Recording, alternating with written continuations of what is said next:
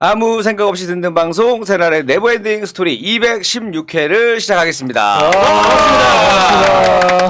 야, 벌써 11월 달이 됐고요. 11월 1일입니다. 네. 왜요? 방송이 주말에 나간다니까. 그렇죠. 낮에 얘기하면 안 돼요. 아직도 이렇게 그러니까. 죄송합니다. 아직도 적응 못하면 어떡합니까, 지금? 방송을 언제까지 안 알고? 정신 좀 차립시다, 제발 좀. 이렇게 다른 개념이 그러니까요. 자, 우리 네버엔딩 스토리 여러분들 새가 날아든다의 유일한 비정치 팟캐스트입니다. 그래서 정치 이슈보다는 그냥 그 서민들 살아가는 이야기 듣는다 생각하시면 돼요. 그래서 우리 패널분들이 평상시에 누굴 만나고 무슨 생각을 하는지를 알아볼 수 있는 우리 네버엔딩 스토리인데요. 자, 오늘 216회를 맞이해서 오늘 특집으로 꾸며봤습니다. 오늘 주제가 아주 화끈합니다. 오늘 매주 특집. 매주 특집인데 매주 주제가 그동안 그러니까 216번 했을 거 아니에요, 주제가. 주제도 다양한 주제들이 그동안 공개가 돼서 사실 주제 짜기도 만만치 않아요. 마치 정말 매번의 그런 어떤 이슈. 오늘은 정말 다음 주 주제가 생각이 난 거예요. 나도 모르게. 그래서 너무 좋다. 그러면 바로 적어 놓는단 말이에요. 다음 주 주제를. 요거 해야 왜냐면 주제를 막상 하려고 그러면 이제 헷갈리기 때문에 다음 주 주제를 탁 차잖아요. 다음 주 주제를 생각한 게 뭐였냐면은 약 먹을 시간. 그게 다음 주 주제로 내가 생각했던 거예요. 원래. 그래서 약에 관련된 이야기들 있잖아요. 요런 거. 그것도 풀면 또 3박 4일인데. 자, 했는데 어쨌든 간에 벌써 긴 시간 여정이 왔는데 여러분들 오늘 방송 잘 들어주시기 바라겠습니다. 저는 이제 진행하고 있는 개그맨 김일희입니다. 그리고 제 왼쪽에는 우리 오사춘기님 자리하고 계십니다. 안녕하세요. 최기성 의원 계좌에 정치 후원한 오사춘기입니다.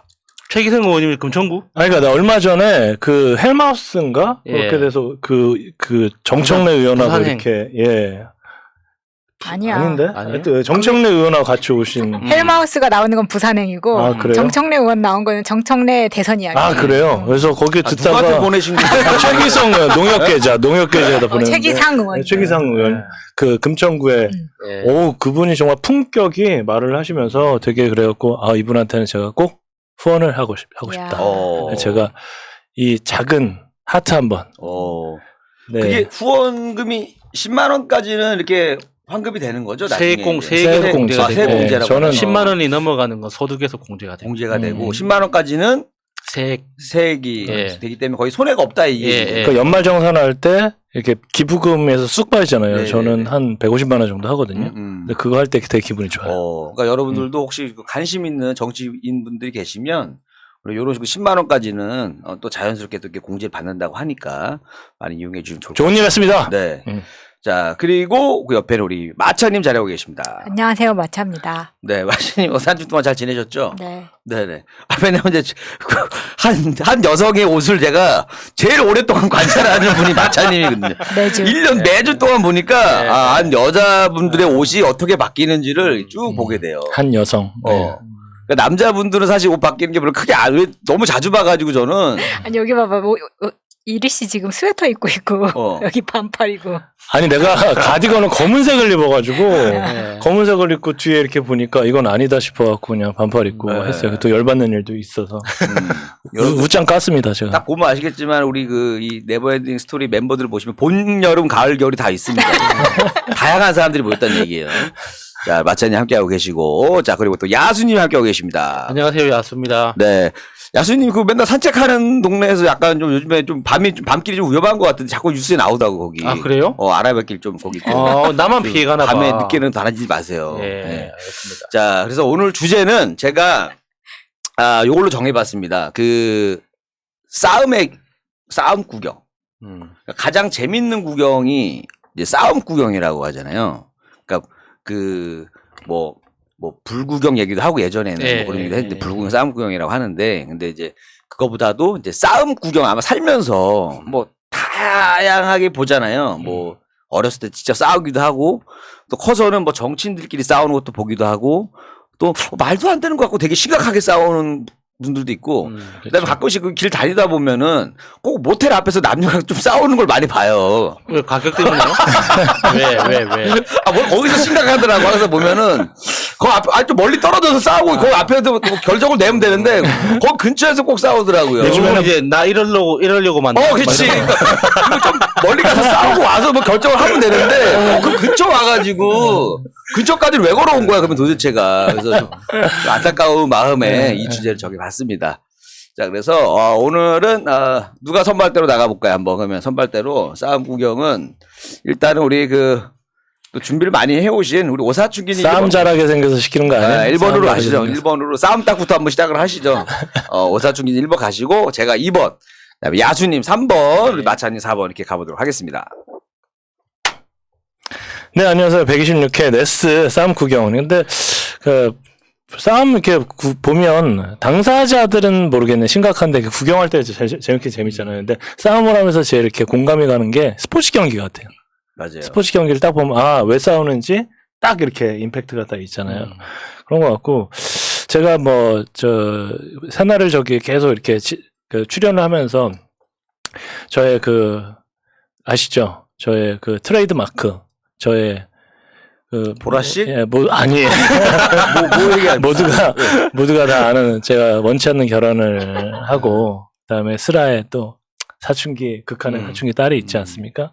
근데 지난주에 예고 시험을 봤어요. 예고 시험을 보고 얘가 살짝 자신이 좀 없나 봐요.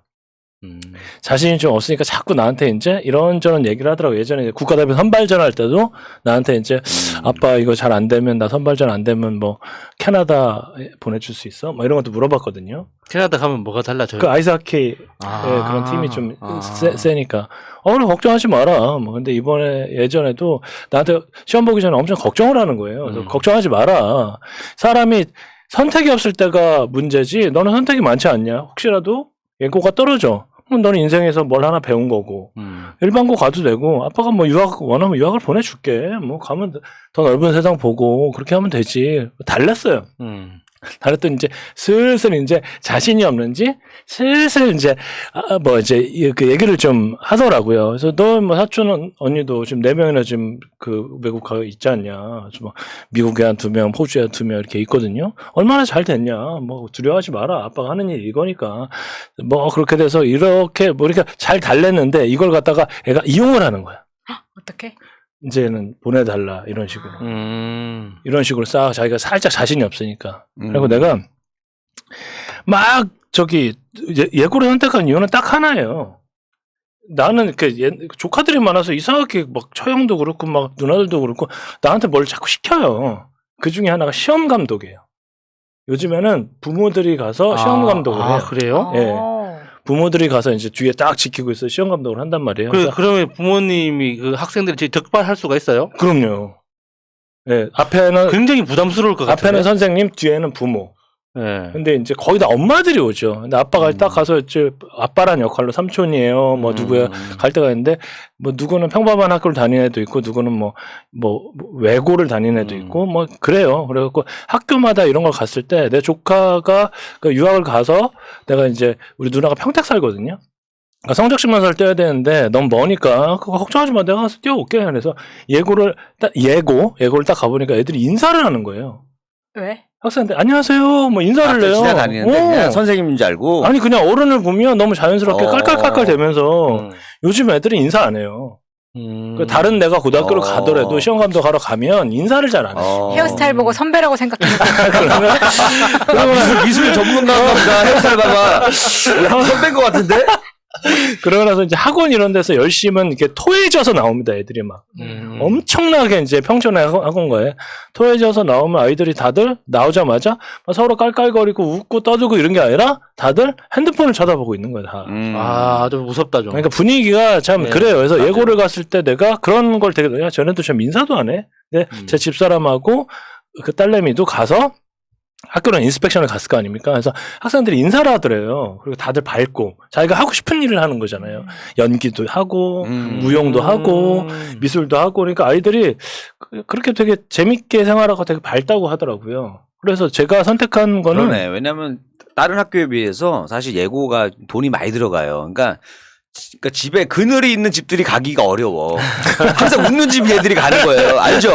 그늘 있는 애들이 예술을 어떻게 거기 왜냐면 뒷바라지를 못 해주는데. TV에서 성공하는 애들은 꼭 가난한 애들이던데. 그치. 그건 뭐냐면은 그때까지는 잘 살았어. 그 이후에 망한 거예요. 맞아. 내가 그 분석을 다 해봤어. 뭐 다 이정재나 뭐 어렸을 때 힘들었다고 하잖아. 아기 때는 부자였어. 엄청 부자였어요. 그러다가 중간에 망한 거야. 그래서 내가 한 번 부자는 어떻게 해서 다시 이런 유전자가 있구나. 일어나는구나. 내가 그걸 깨달았다니까요. 네. 일단 그렇게 나는 이제 그러고 있는데 아이가 유학 그 얘기를 딱 끝내니까 내가 그렇게 얘기를 했죠. 야, 안 돼. 가족들끼리 말이야. 무슨 아니 아빠가 그때 잠깐 얘기했었잖아요. 그래서 안 돼. 가족들은 같이 사는 거야? 같이 살고 서로 부비고 말이야. 그렇게 살아야지. 그럼 그때 왜 나 보내준다 그랬어? 야, 엄마랑 같이 가면 내가 보내줄게. 목적이 따로 있었네. 목적이 따로 있었네 보니까. 아니 엄마랑 같이 가면 보내준다고. 계획이 있었네. 자연스럽게 보내려고. 가족은 말이야. 붙어 살고 밥도 같이 먹고 하는 거야. 어디 가족들이 말이야. 그리고 당신도 한 생각해봐. 한 2년 정도. 2년 정도 휴직하고. 그 정도 희생하고 돼 있어야지. 그럼 뭐 애가 지금 사춘기인데 알고 보니까 내 딸이 효녀 그런 효녀가 없는 거야. 생각해보니까 아이고 그래 내가 지금 예고를 떨어지라고 기도를 하기도 뭐하고 기도해도 됩니다. 참 붙으라고 하기도 뭐하고 네거티브 하냐 파지티브 하냐 무슨 뭐 액셉트가 되냐 무슨 뭐 디나이가 되냐 뭐 별 생각을 다 했는데 여하간 참 이게 안 그래요 진짜? 근데 내가 봤을 때는 얘기 들어보면 그 따님이 그렇게 막 그 멘탈이 강력하고 이러지 않기 때문에 네. 외국 가면 힘들어할 것 같은데. 그래서 엄마랑 같이 가야 되는 거예요. 엄마랑 2년만 아빠도 같이 가야 될 것 같아. 어떻게 이 사람이 내가 다시 한번 내가 진짜 50대 한번 꿈꾸는 삶 방이 비우면 와서 살아. 드디어. 그러니까 드디어 이리 씨도 와서. 내가 보사주기님을 보면서 영화의 한 장면이 떠올랐어요. 그 브레이브하트의 프리더. 그 소리 하고 죽잖아요. 그 장면이 떠올랐어요. 갑자기. 그럼 교육의 천국, 선진 교육을 받으러 이렇게 미국 딱 보내고, 내가 아틀란타로 보냈고 딱 보내고, 우리는 우리 또 가까워 청사 앞이란 말이야 집이. 그러니까. 우리 또 그 장관들도 자주 보고 그렇게 되니까 나중에 집 비면 와서 사는 걸로 이제 그렇게 한번 해봅시다. 자, 우리 효녀 딸 우리 문태인 학생 고생한다. 말은 이렇게 해도 엄청 막상 가면 되게 심심할 텐데. 헤헤 이 사람이 진짜 쓸데기 없는 지금 이제 예고는 여러 사람이 본인을 포함해서 여러 사람이 떨어지기를 바라는 것 같은데. 일단 그리고 제가 지난 목요일부터 이제 계속 식당 일을 했었어요. 지금 무슨 문제가 있냐면 식당이 사람을 못 구해요. 한신포차요? 한신포차부터 시작해서 내가 여러 군데 지금 한신포차 다시 나가고 그다음에 그 김치찌개집에서도 계속 오라고 하는 거예요. 근데 거기 가면 택시 타고 와야 돼. 택시비가 27,000원이야. 5만 원 받고 27,000원 택시비 내고 그럴 수는 없잖아. 일단 그렇게 됐는데 이제는 이제 밤새도록 이제 식당을 하잖아요. 네. 그러다 보니까 사람을 못 구해요. 그리고 그 전에도 요즘에 한두 달 전부터 계속 사람 못 구한다 그래서 일도 달라고 했거든요. 진짜 왜 그러냐면 알바를 하더라도 풍족하게 해야 되잖아요. 10시간이면 10시간. 그래야 되는데 9시면 집에 가라고 하고 하니까 한 3시간만 일하고 이런 거예요. 애매하구나. 그런 거예요. 그러다 보니까 뭐가 좋냐면 이제 간병 이런 거 있잖아요. 이쪽은 수요가 확실해. 일단 가서 먹고 자고 하면서 보통 간병이 12만 원 해요. 360 벌잖아요. 하루도 안 쉬고. 딱 보장이 돼 있는 거예요. 네, 그리고 거기서 돈을 안 쓰잖아요. 거기서는. 그러네. 왜요? 밥은 다 줘요? 아니 거기서 그냥 먹고 자고를 거기서 하니까. 아니 보통 밥 먹는 거는 그 안에서 알아서 해결을 하시더라고요. 그러니까 1,000원 반만 줘. 1,000원. 반만 주고 하는데 우리는 이제 우리 사서간병인을 쓰면 우리가 그냥 다 식사 하시라고 같이 반찬이랑 다 갖다 주니까 거기서 해결하는 같이 먹는구나. 다 하시라고. 네. 그러면 이 아줌마가 어떻게 되냐면 자기는 그냥 내 반찬 먹을 테니까 그걸 돈으로 달라 그래요. 진짜?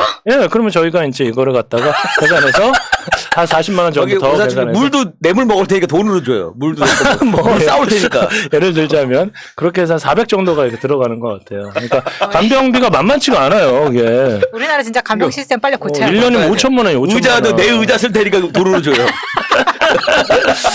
그러니까 이분들이 뭐 내가 집 월세를 낼 필요도 없고 그다음에 그러니까 돈을 그러니까 확실하게 벌어가잖아요. 그러니까 특히나 그러니까 지금 왜 그냥 중국 분들 저 죄송한데 중국 분들이 없으면 식당에 안 들어가잖아요. 예. 근데 안 오려고 하는 사람 되게 많아요. 그리고 설거지 같은 경우는 내가 봐도 너무 고돼.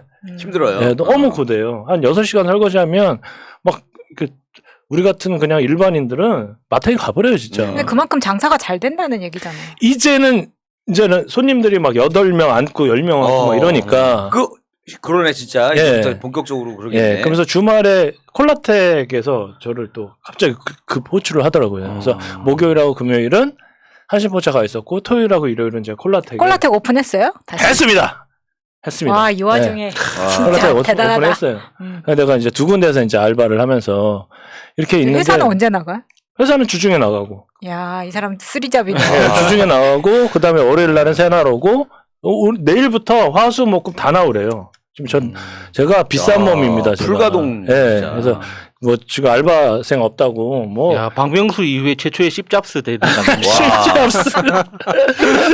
그렇게 예전에는 뭐 알바 딱 알바몬에다 올리면 사람 3명 내면 5명씩 막 왔대요. 그래서 면접도 보고 뽑고. 근데 지금은 안 온대요. 그러니까 지금 손이 귀해가지고. 배달 인력으로도 좀 많이 빠져서 그런가? 뭐 그럴 수도 있죠. 예. 그러니까 일단은 그렇게 하고 있는데 뭐 왜 그러냐면 이게 저는 가면 그러니까 어떻게 보면 이 시스템을 다 알잖아요. 왜냐면 이게 메뉴나 이런 거를 다 꿰고 있어야 돼요. 아, 설거지를 하더라도? 예, 설거지를 하다 보니까 메뉴를 다 알잖아요. 예. 왜냐면 심지어 뭐 빙수도 있고 막 그러거든요. 거기다가 각자 이제 컵도 다 틀리고 맥주잔, 소주잔도 틀리지만 하이볼 뭐 이런 것도 있고 막 그래요. 그 다음에 이제 나머지 그 테이블이 48개인데 33부터는 이게 지그재그로 돼 있어요. 저 안쪽에도 있고. 그러니까 이 테이블의 구조를 다 알아서 이게 3번 나가세요. 딱 주면 3번이 어딘지 쫙 알아야 되잖아요. 27번 나가세요. 27번이 어딘지 딱 알아야 돼서 제가 한신포차계 서빙의 고급 인력입니다. 제가. 예. 근데 이제 주말에 갑자기 아버님한테 연락이 와서 너 저기 콜라텍 갖고 좀 일 좀 하라고. 야, 이게 콜라텍이란 게 잘 아시다시피 이제 할머니 할아버지들이 모여 있는 아름다운 공간이지 않습니까? 그 커뮤니티 공간이죠. 예. 거기 딱 가면 일단은 지금 어떠냐면 마스크를 쓰고 이제 춤을 춥니다. 마스크를 쓰고 할머니 뭔가 좀 SF 영화의 한 장면 같은데. 마스크를 쓰고 이제 춤을 추고 그 안에는 거기도 어떻게 보면은 한 2년 정도 쉬신 거잖아요. 죽으려고 한 2년까지 아니고 한 8개월 정도 쉬신 것 같아요. 네. 아니 그때 같이 춤추던 박영감 어디 갔나? 그렇게 되는 거예요. 지금은 전국에서 춤추고 있어. 이런 분위기 아니에요? 그래서 이제 거기서 이제 어떻게 되냐면 내가 가서 그거를 잘해. 내가 거기선 젊은 피야. 그렇지. 엄청나게 젊은 피예요. 가서 이제 그거를 핸들을 잘 해야 돼요. 그러니까 반말 반, 존댓말 반 섞어가면서. 하지만 친하다는 거. 그렇죠. 그래서 아니 늙지가 않아요. 막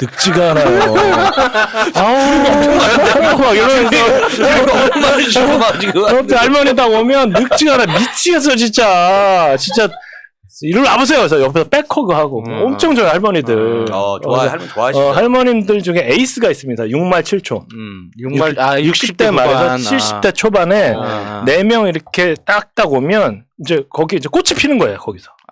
남자들은 보통 70대 후에서 8초 이렇게 오거든요. 그러니까 10살 정도가 차이. 한 팔순잔치 하신 정도 나이 거기서 그럼요. 건강하세요 그분들이. 맞아 건강하시더라고요. 네. 딱 오면 이제 그 다음부터는 이제 옆에서 이제 그러는 거죠. 막 할아버지들한테도 막 까부는 거예요. 이제 오랜만에 오셨어요. 그래서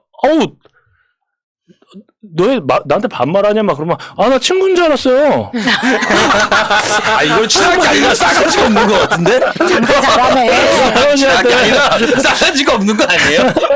할아버지한테 막 그러면 일부러 막 그런 거 있잖아요. 거기 가면 이제 막 옷도 좀 어리게 입고 이렇게 핏하게 이렇게 입는 거야. 그래서 거기서는 좀 키도 좀 크고 막 그렇게 되니까 소위 말하는 이렇게 좀 잘 나가는 그 웨이터죠. 이제 그러면서 이제 그렇지. 그 전에 누가 했어요 그거를 서빙을? 그 아줌마들이야 중국 아줌마들이 알바생은 못하지. 누가 콜라텍 가서. 근데 이게 잘 해야 돼요. 젊은 애가 가도 안 돼 거기는. 그렇지. 나이 많은 사람이 가도 받아쳐야 되는 거야 이렇게. 뒤에 가서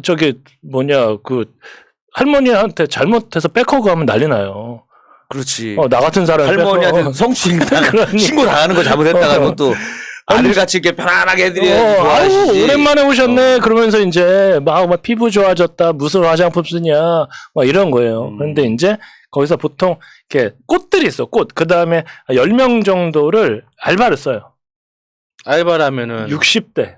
아. 60, 그 바람잡이 해주시는 그렇지. 언니들이에요? 60대에서 65세까지 10명 정도를 딱 써서 20만 원을 드려요. 한 달에. 한 달에? 네. 와, 그 나이트랑 똑같네. 그분들은 이제 가서 5분 이상 춤을 춰주면 안 돼. 막 춤을 췄다가 옆에 이제 할아버지한테 쓱 가고. 또 시스템이 똑같구나. 그렇지. 진짜 똑같네. 거기서 이제 이루어지는 이제 아름다운 그 스킨십이 있잖아요. 그러다 이제 할아버지가 뿅이 가는 거야. 할아버지가 그 눈이 뒤집힐 때가 있어요. 젊을 때 안 놀아봤던 눈이 뒤집혀. 그러면 거기서 이제 난리 나는 거지. 거기서 이제 그때가 찬스예요. 여기서는 안주를 많이 팔 필요가 없어. 안주는 원래 싸. 그러니까 원래 진짜 김치찌개 뭐 10,000원어치 하는 것보다 술 10병 먹는 게 훨씬 나아요. 거기 술 팔 수 있어요, 이제. 당연하죠. 그렇게 돼갖고 이제 딱 하면 이제 좀 막걸리 좀 먹지 마요. 제가 저쪽하고 내가 진짜 부킹 시켜주려고 그러는데 딱 그러면 할아버지가 눈이 동그래지는 거예요. 그럼 뭘로 바꿔? 그러면 이제 북어채 있잖아. 북어채 그 뭐지 부북 찢어가지고 이렇게 있고 바삭바삭하죠. 먹태. 먹태. 그거 하면 이제 그 맥주 4병 딱 들어가는 거죠. 맥주로. 맥주로 딱 마시면 저쪽에 딱 갖다 줘요. 이제 17번에 이제 똑같이 이제 갖다 줍니다. 그러면 이제 붙여주는데 콜라텍의 특징이 뭐냐면 보통 나이트는 남자가 앉아있고 여자 손을 끌고 이제 가잖아요. 맞아요. 근데 거기는 남자가 가.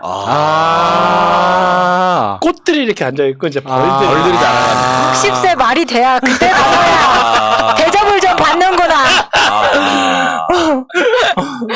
딱 하면서 거기다 이제 오징어 땅콩 딱 하면 이제 오징어는 질기니까 싫고 그러니까 좀 약간 소프트한 거 있잖아요. 그러면 제일 만들기 쉬운 게 있어. 황도. 황도에 얼음 붓고 그냥 숟가락만 퍼서 내가면 그냥 되는 거야.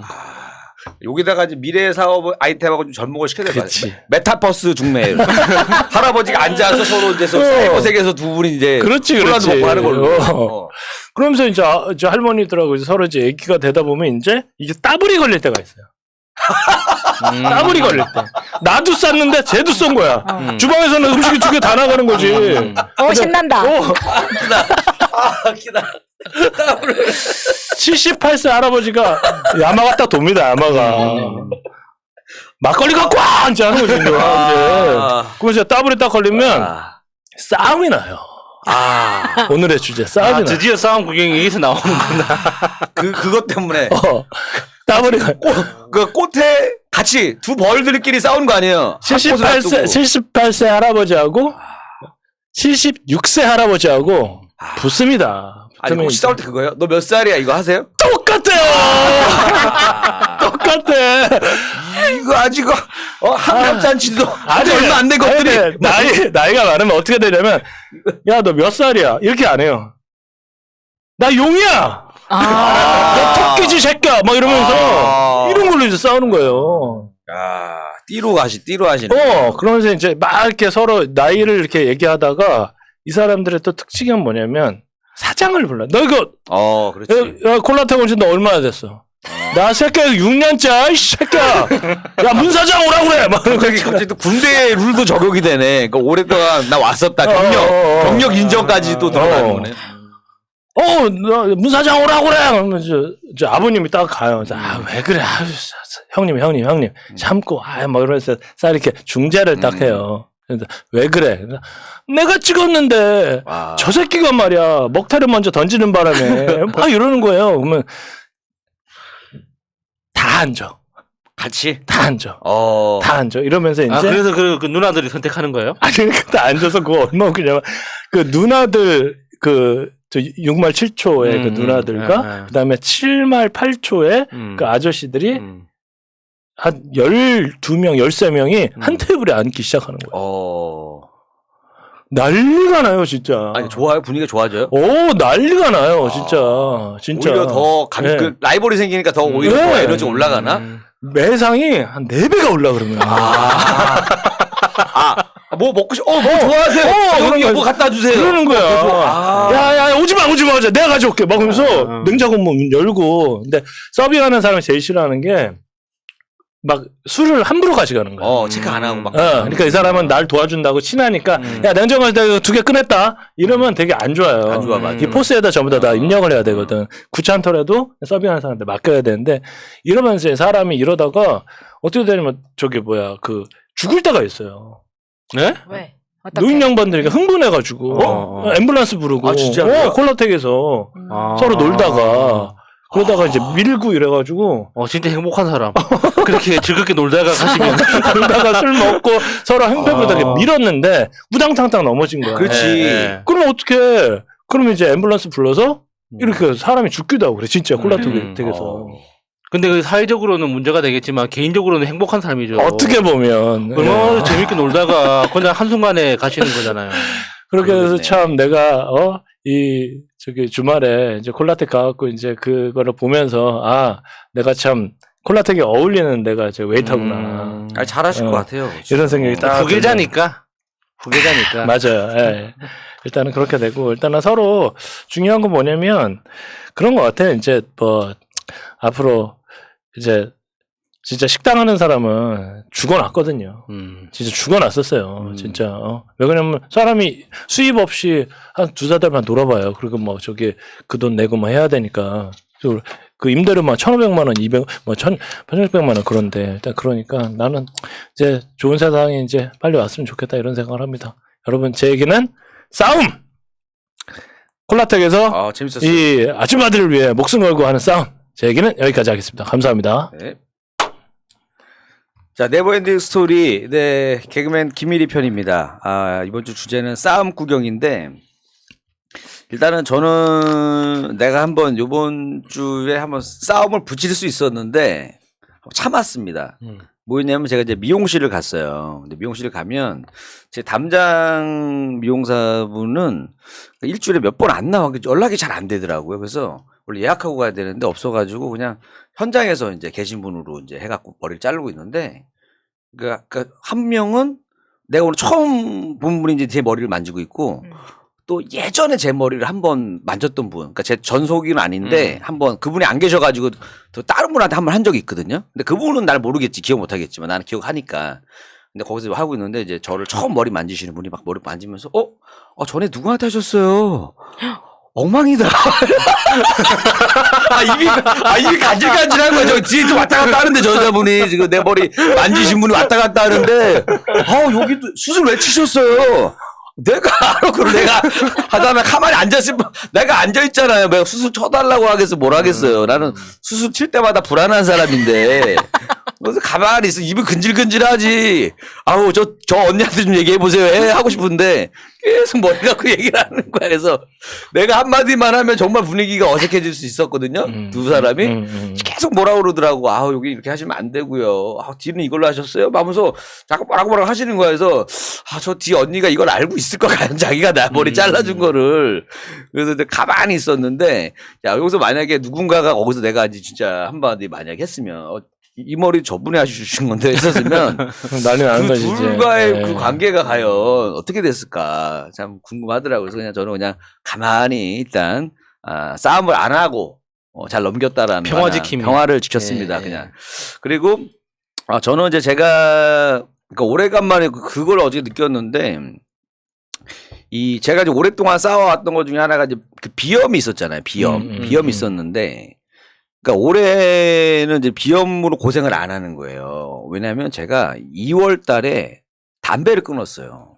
그러니까 비염과 담배와의 상관관계를 제가 이제 증명을 했습니다. 드디어.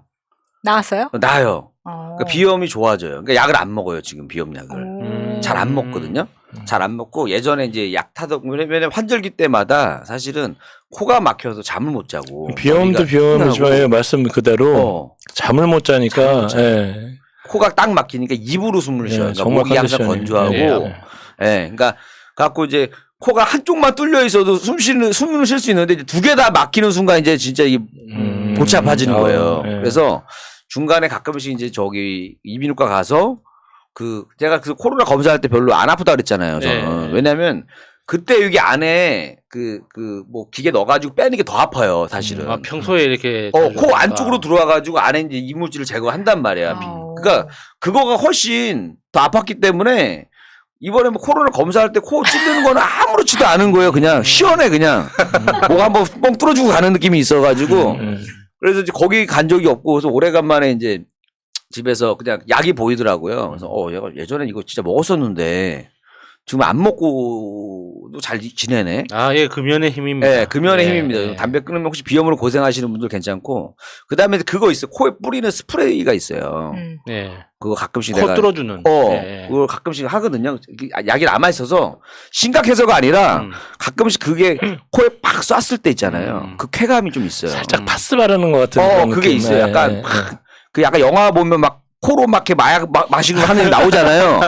그거는 못 해보지만은 요거 비염약을 뿌리면서 한 번씩 요거보다 조금 더 강도가 센 걸 하는 거겠구나. 걔네들은 이제 이렇게 내가 추측을 그러니까 하는데. 쟁반에다가 그게 딱 뿌려도 그렇게 해보죠.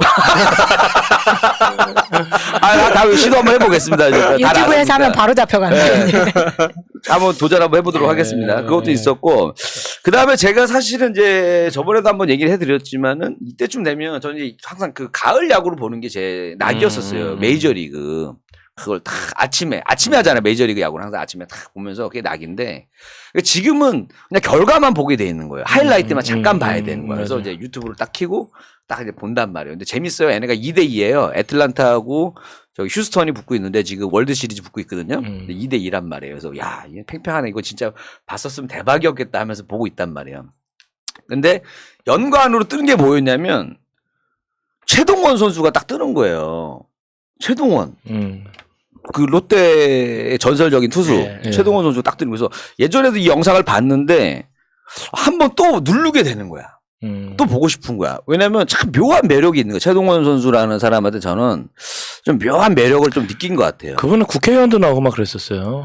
국회의원 출마도 했었어요. 네. 그래서 그 사람이 그 캐치프레이즈가 있잖아. 정치에 돌직구. 스트라이크만 던지겠습니다. 이렇게 해서 도전했구나. 출마했었어요. 저는 최동원 선수가 그 야구 노조? 노조.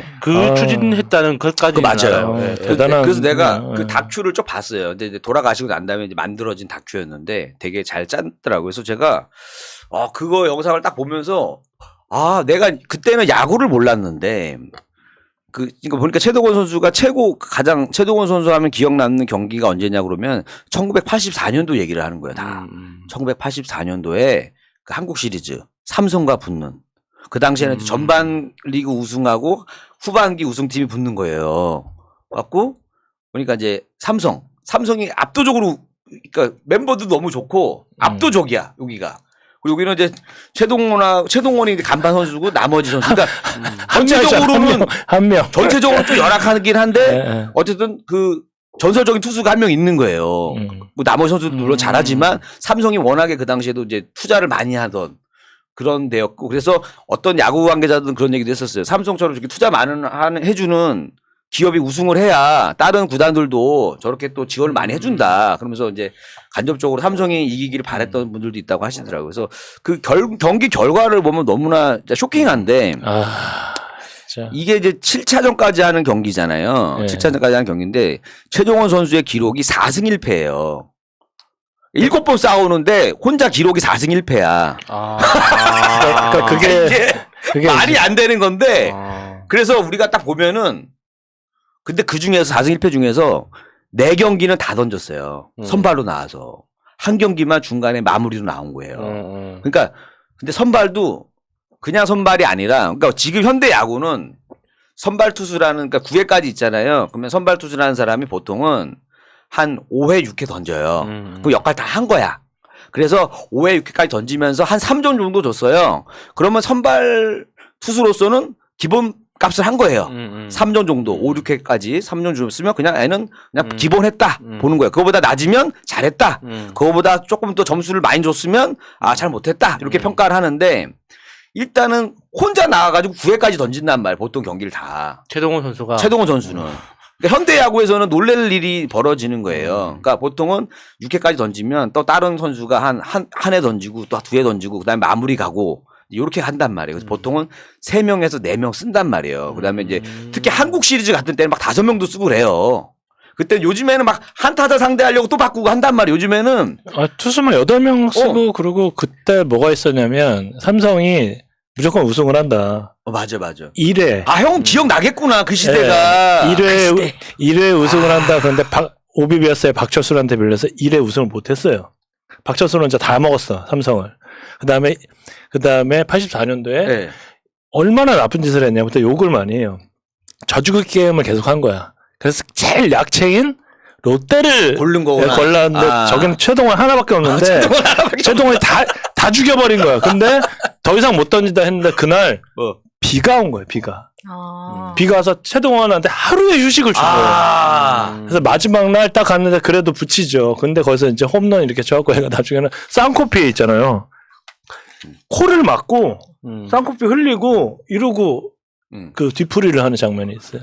그러니까 그러니까는 지금 저도 메이저리그를 많이 보지만 이게 말이 안 되는 이야기를 한 거거든요. 그러니까 한 사람이 5회만 던지고 쉬었다가 뭐 다다음 경기만 나와도 대단한 건데 9회까지 다 던지고 다음 경기 하루 쉬고 이틀 쉬고 또 나와갖고 또 9회까지 던지고 이거는 말이 안 되는 일을 한 거란 말이에요. 그래서 내가 내가 오늘 방송에서 얘기해야 되니까 최동원 선수에 대한 걸 한번 기사를 다시 한번 봐야겠다. 이거 스코어나 이런 거 봐야겠다. 봤는데 너무 또 재밌는 게 뭐냐면 영화로 나온대요.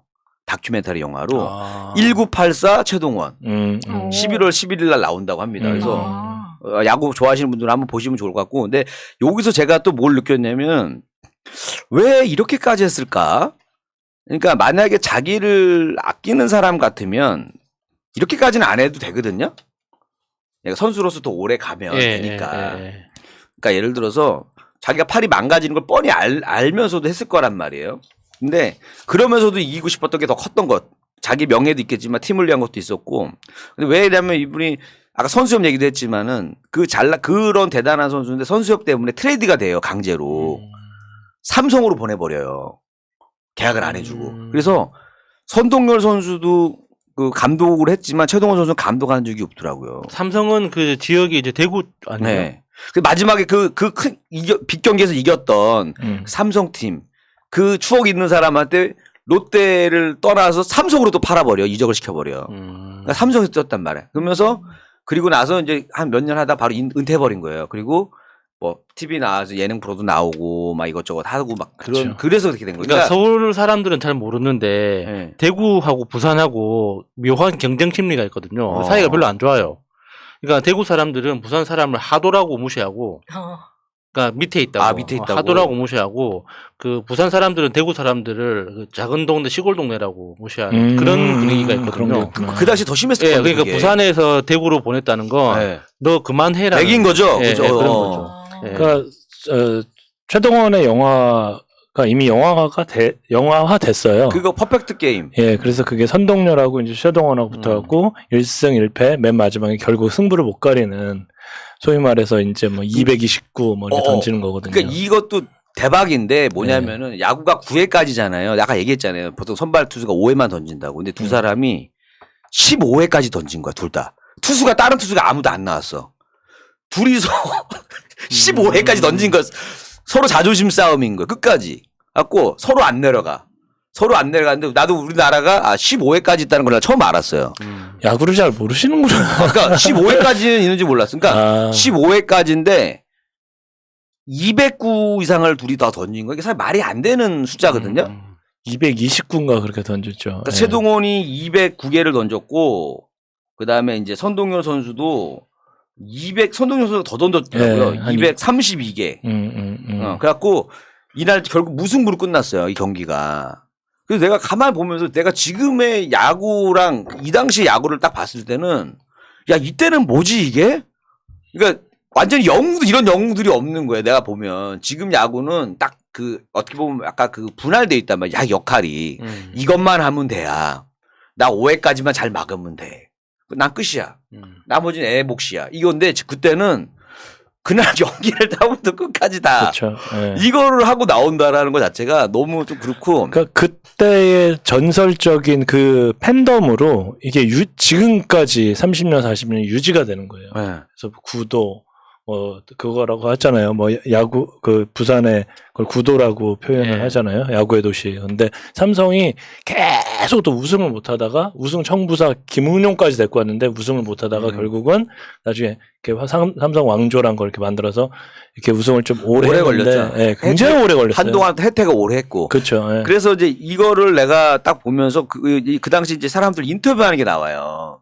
그 당시 이제 한 30대 되신 분들 인터뷰하는데 이게 거의 뭐 40년 전 얘기니까 이분들이 이제 70대가 됐겠죠. 콜라텍 다니고 계시겠죠. 근데 그때 그분도 너무 근데 어른들인데 너무 순수해 보이는 거야. 그 당시 그 옛날 분들이신데 그 너무 순수하고 그래서 야 지금 30대 분들하고 느낌이 완전 달라요. 정말 그 순수한 느낌이 있어. 인터뷰할 때 다 남녀 구분 없이 너무 순수하고 그다음에 이제 이분들이 그 당시에 이제 이 경기를 제가 좀 부러운 건 그거였었어요. 제가 이제 음악적으로는 90년대를 살았다라는 게 난 너무 행복하거든요. 음악 재밌는 좋은 음악이 많았으니까. 근데 야구는 80년대가 하이라이트인 것 같은 거 내가 봤을 때. 선동열, 최동원이라는 사람, 저 사람들이 저런 경기를 그리고 그 당시에는 저도 좀 제가 보니까 그 당시에 6살 막 이럴 때란 말이에요. 기억도 안 나겠죠, 이런 게. 근데 제가 어렸을 때도, 이때만 해도 제가 어렸을 때 기억나는 게 그 TV 한 대에 여러 명이 모여가지고 권투 보던 게 기억나거든요. 그렇죠. 예, 예. 권투는 봤던 기억이 나요. 근데 이 당시도 분명히 야구도 이렇게 봤을 거란 말이에요. 동네 사람들끼리. 그렇죠, 그렇죠. 얼마나 재밌었겠어요. 이 명승부를 보면서. 특히나 영화 같은 데 보면 라디오 하나 틀어놓고 온 동네 사람들 모여서 같이 듣고 막 그러잖아요. 그러니까 그게 왜 그러냐면 예전에는 땡전 뉴스라는 게 있었잖아요. 9시가 되면 정규 방송이 끝나요. 스포츠는 9시에 끝날지 9시가 넘을지 모르잖아요. 근데 보통 야구가 6시 반에 시작이 돼서 9시 반에서 10시 가까이 끝난단 말이에요. 그러면 결국은 뉴스 때문에 이걸 못 보게 된단 말이에요. 그래서 막 방송을 하면서 자막이 올라가요. 자, 뭐 선동열 선수 와인드업해서 던졌습니다 하면 방송 올라가면서 쫙 끝나요. 그럼 그다음부터 라디오로 가는 거야. 그러니까 TV를 더 이상 못 보는 거예요. 맞아. 예전에 라디오에서도 라디오 중계를 해줬어요. 버스 타고 가는데 기사님이 라디오 중계를 들어놔. 그거 들으면서 막 가거던 기억이 나요. 뭐 사람들이 미치는 거지. 지금 막 경기 보면 한점 혈압 올라서 이러는데 막 올라가면 라디오캐 막 이러고. 그리고 더 웃긴 게 뭐냐면 옛날에 080이 있었어요. 080. 1800 뭐 그런 거 같이 옛날 오늘의 운세 뭐 이런 거 같이 080을 딱 눌러서 딱 하면 3분 동안 그게 2,000원이에요. 2,000원. 얼마나 비쌌어. 3분 동안 중계를 해줘. 네, 여러분 안녕하십니까. 시청자 여러분 안녕하십니까. 왜 그렇게 중계를 해줬어요. 저는 그것 때문에 제가 약간 야구 매니아거든요. 전화서 엄청 나왔어요. 이제 그 누나네 집 가서 이렇게 듣고 막 그랬었거든요. 그 3분 들으려고 2,000원을 썼었어요. 맞아야지. 그러니까. 그래서 내가 이거를 한번 이제 관심 있으신 분 한번 보고 그다음에 그때 몇 개가 인상적인 게 또 뭐였냐면 그러니까 인간 최동원에 대해서 제가 좀 이분이 이런 면도 있나라고 생각한 게 뭐였냐면 그 당시 항상 그 데모가 많을 때였거든요. 데모가 한참 많을 때인데 데모를 한창 하고 있는데 최동원 닮은 사람이 옆에서 이렇게 막 같이 막 하고 데모를 하고 있는 거예요. 그래서 최동원 씨 아닙니까? 그랬더니 맞습니다. 맞아. 그럴 정도로 그러니까 이분이 약간 그런 사회 문제도 정의에 되게 관심 많았어요. 그래서 나는 이분이 왜냐면 키도 최동원 선수가 179로 돼 있더라고요. 근데 선동열 선수랑 김시진 선수랑 딱 쓰잖아요. 확실히 작아 보여요. 179도 내가 봐도 조금 높인 것 같은 거야. 근데 높였어요. 그 체구에서 그런 투수라는 그 속도를 한 150km 가까이 던졌잖아요. 그 속도를 내려면 자기 반에 정말 별의별 노력을 다 했을 거란 말이야. 거기까지 올라올 때까지. 그러니까 그런 것들 그리고 그다음에 어떻게 보면 그런 모습에서 내가 이분이 그 7경기 중에서 4승 1패라는 기록을 한 거는 단순히 개인의 영광만 갖고 할 수 있는 일이 아니다. 저거는 완전한 희생 정신이 따르지 않으면 할 수가 없다라고 저는 생각이 들더라고요. 제가 최동원 선수에 대해서 이야기를 들었던 게 야구를 잘 모르긴 한데, 그러니까 그 시대에 일종의 야구 선수들, 프로 야구 선수들의 최저임금 개념을 제안을 했다는 거예요. 그러니까 1부 리그는 다들 고액 연봉을 받잖아요. 네. 근데 이제 2부 리그로 내려가면 이 사람들은 뭐 월급이라는 개념이 없이 거의 차비만 받고 왔다 갔다 하니까 너무 힘들게 살았다고 하더라고요. 그러니까 최동원 선수가 이제 선수협회 만들기 전에, 그러니까 선수 노조 제안할 당시에 그 첫 번째 여러 정책들이 있었는데 그 정책 중에 하나가 이부 선수들 그 연봉 딱 이렇게 맞아. 생활할 수 있는 만큼 반드시 줘야 된다. 네. 이거를 이야기했다고 하더라고요. 그거하고 굉장히 인상적이었어요. 또 뭐 상조 관련인가? 그러니까 그 당시 그거 하기 전에 어떤 선수가 교통사고로 누가 돌아가셨다 그러더라고요. 그래서 아 우리도 뭔가 이런 게 필요하다. 선수협이 필요하다. 그래서 서로 좀 챙겨주기도 하고 그래서 되게 좀 그 개인의 영광뿐만 아니라 야구 전체를 좀 되게 사랑했던 분이지 않을까라는 좀 생각을 좀 아까 많이 했어요. 말씀하신 것 같이 그 말이 맞는 게 왜 왜 최동원이냐 다들 그런 얘기를 너는 여기 안 해도 된다. 그냥 던지면 너는 최고 연봉 받을 수 있는데 1등인데 굳이 네가 뭐하러 나와가지고 뭐 후배들의 앞날을 생각하고 프로야 임마 너 프로 돈만 많이 받고 저기 잘 던지면 되지 너 그래도 충분히 전설이야. 그런데 불구하고 그렇죠. 대기업을 상대로 그러니까 결국 모난 돌이 정 맞는다고 맞은 건데 근데 대신에 이제 그건 있더라고요. 최동원 내가 우리나라에 그렇게 잘난 선수들이 많지만 영화로 2편이나 나온 사람은 최동원 선수밖에 없는 거예요. 그러니까 그만큼 스토리가 사람들한테 감동을 좀 주는 분이다. 그래서 어떻게 보면 그 시대에 야구라는 걸로 이제 뭐 투수, 타자, 뭐 타자를 상대로 싸웠지만 그것뿐만 아니라 어떤 불합리적인 거, 그죠? 네. 그런 거하고도 좀 많이 싸웠던 것 같고, 그 다음에 대기업하고도 싸우고 어떻게 보면 그 가장 많은 야구 선수 중에서 가장 많은 싸움을 하신 분이 아닌가. 마지막에는 이제 그 또 암하고도 진짜. 그때도 그것도 싸웠다고 표현을 하더라고요. 왜냐면은 본인은 이길 수 있다고 믿었다고 하시더라고요. 그러니까 투병한다고 하잖아요. 예. 투병이라는 투병. 게 그러네. 싸운다는 거죠. 예. 그러네. 그래서 저는 오늘 최동원 선수 얘기로 이야기를 준비해 왔습니다. 고맙습니다. 네, 네버엔딩 스토리 216회 세 번째 시간입니다. 싸움 구경. 저는 평소에도 이야기를 했던 것 같은데 싸우는 거 안 좋아합니다. 그래서 이제 스포츠도 안 좋아하는 이유가 스포츠는 대놓고 싸우는 거잖아요. 그쵸. 그러니까 왜 싸우는지는 모르지만 이거는 싸우는 거기 때문에 일단 둘이 만나서 싸우는 거 아닙니까? 제가 어렸을 때 축구하는 걸 보면서 정말 생각을 많이 했던 게 왜 공을 한 개만 줄까? 공 한 개 더 주면은 사이좋게 지낼 텐데 왜 공을 한 개만 줘가지고 싸우게 만드나? 야구하는 것도 보면서 왜 저 많은 사람들이 모여가지고 한 개 갖고 싸울까? 그냥 다 같이 놀면 안 되나? 이런 생각을 했었거든요. 그래서 학교에서 그 친구들끼리 싸우는 경우 있잖아요. 왜 싸우지? 그냥 왜 그러니까 마음에 안 드는 걸 말로 하면 되는데 왜 굳이 이제 주먹 갖고 싸울까? 그래서 그 싸우면은 애들이 우르르 모여서 구경하잖아요. 저는 그것도 참 이해가 안 됐거든요. 서로 때리는 게 그렇게 재밌나 싶어가지고. 그게 꼭 그러니까 이유가 있어서 하기보다는 약간 있잖아요. 뭔가 그 자기 간에 서열 정리야 초반에 특히 그 새학기 때 많이 싸우잖아요. 뭔가 그 순위를 정하는 거야. 약간 그래서 한번 그런 거 한번 우당탕탕 보여주고 나면은 갑자기 많이 올라가요. 몇 개 단위 올라가. 레벨업을 해요. 그래서 별 이유 없이도 사소한 거로 학기 초에는 많이 싸워요. 이게 안정화될 때까지는 오래 걸리더라고요. 그러니까 그 이야기를 들으면은 그런 일이 있었던 것 같기는 한데 문제는 저는 한 번도 안 싸워봤거든요. 그러니까 소문이 난 거지 그 옛날에 그 연필깎이 사건이 소문이 난 거지. 조심해라. 얘들아 조심해라. 제일 조심해라. 국민학교 다녔어요? 초등학교로 국민이죠. 국민학교 들어갔다가 초등학교로 졸업한. 그렇구나. 네. 그럴 리가. 제가 중학교 입학하고 나니까 초등학교로 변하더라고요. 아, 그래요? 예. 그래서 그럴 리가. 그렇게 학교를 다니면서도 이렇게 스포츠를 해도, 그러니까 보는 것보다 제가 하는 걸 좋아했지. 그러니까 사람들이 하는 거 구경하는 것 자체는 그렇게 재밌는 걸 못 느꼈거든요. 그래서 지금도 제가 하는 스포츠라고 하기에는 좀 우습지만은 뭐 달리기, 뭐 등산, 뭐 요런 거 자전거 이제 혼자서 혼자 하는 거 나가서 피 안 주고. 또 롤러블레이드 이것도. 그것도 혼자 하는 거죠. 근데 골프 치면 잘 맞으시겠네. 골프 같은 거. 혼자 하는 거잖아요. 예. 그러니까 왜냐면 내 공은 나만 치니까 전혀 남들과 상관이 없어요. 그러니까 제가 성당 다녔었는데 성당에 이제 탁구 선수가 있었어요. 동양생명 프로 선수가 있었는데 그 친구한테 이제 탁구를 좀 배웠거든요. 그래서 이제 우리 성당 친구들이 다 탁구를 어느 정도 치는 편이에요.